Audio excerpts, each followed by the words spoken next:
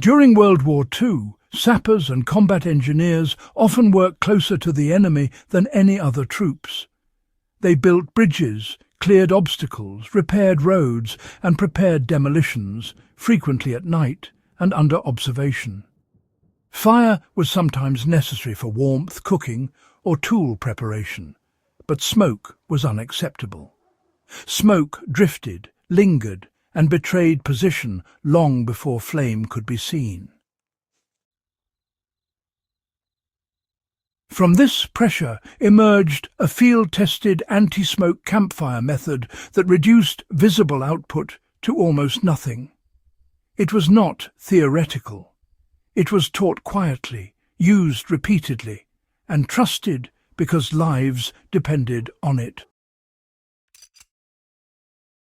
The trick worked by controlling combustion rather than hiding smoke.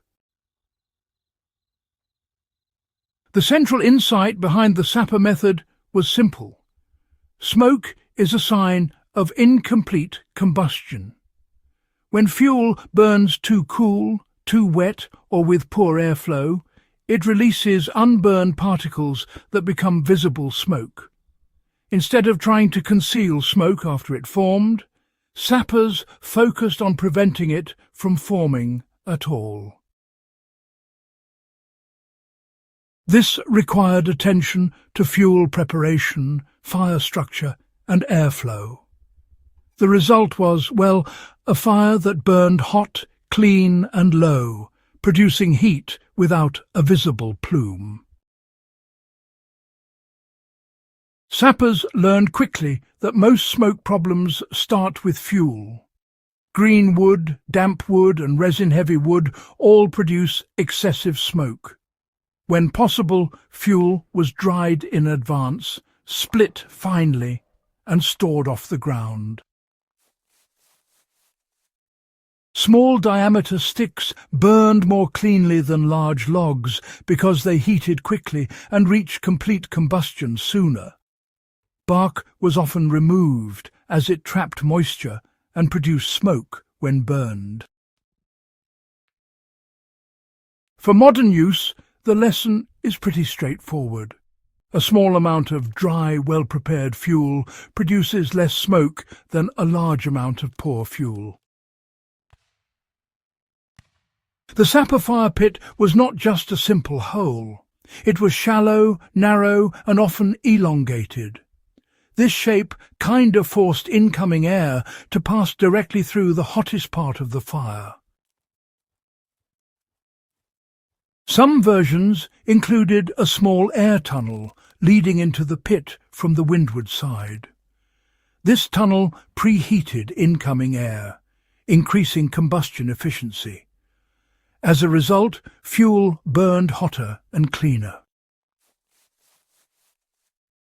You know, this principle actually mirrors what we see in modern high-efficiency stoves. Airflow control, honestly, is just as important as the fuel itself. One of the most effective anti-smoke techniques used by sappers was the top-down fire. Larger pieces of fuel were placed at the bottom, with progressively smaller material stacked above. And ignition, well, that always started right at the top.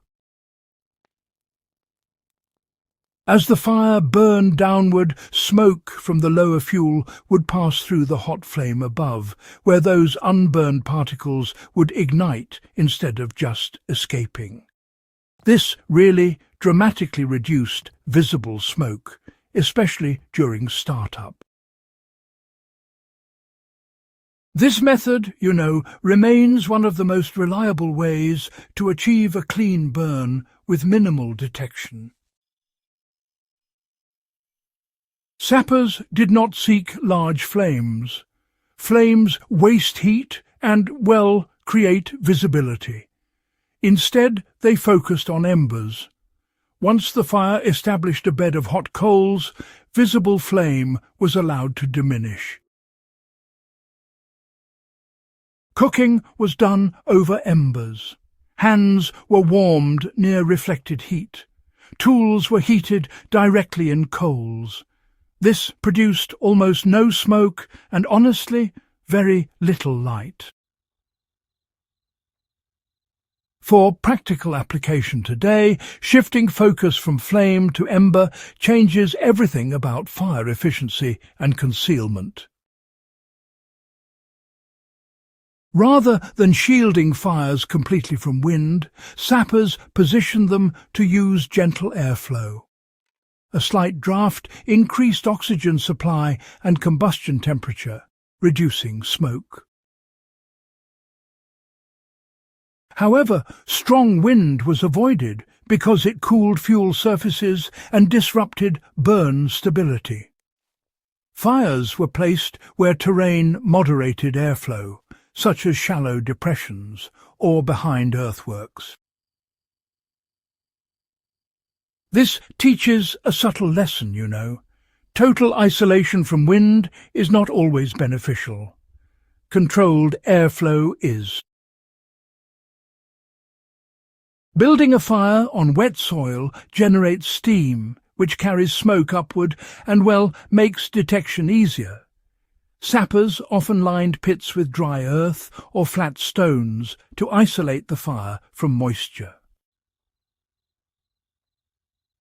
Vegetation near the fire was cleared, not only for safety but to prevent smouldering plant matter from producing smoke later.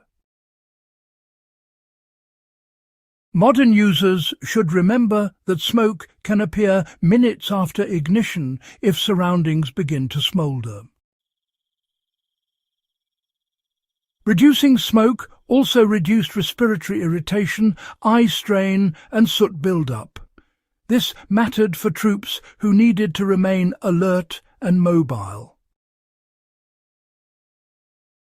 Clean-burning fires consumed fuel more efficiently, reducing resupply needs. In extended operations, this efficiency translated directly into endurance. The method was about sustainability as much as stealth. After the war, firewood became plentiful again, and concealment lost urgency. Civilian firemaking prioritized convenience over discipline. As a result, techniques refined under pressure faded from common knowledge. Yet the physics behind them remain unchanged. Smoke is still incomplete combustion. Clean burns are still possible with simple methods. So, to use this approach now, you'll want to begin with dry, split fuel. Next, build a shallow pit with controlled airflow. Then, stack your fuel in a top-down configuration. Ignite it from above and let embers form as the visible flame reduces. Finally, use the terrain to manage the wind. These steps require attention, not special tools. The Sapper anti-smoke campfire was not clever because it was secret. It was effective because it respected how fire actually works. It solved the right problem instead of masking symptoms. For history enthusiasts and survival practitioners alike, this method is a reminder that the most reliable solutions are often quiet and disciplined. If this guide deepened your understanding of World War II fieldcraft and practical fire science, subscribe to Backyard Wisdom. Share this episode with others who value proven knowledge and help keep these lessons alive where they still matter.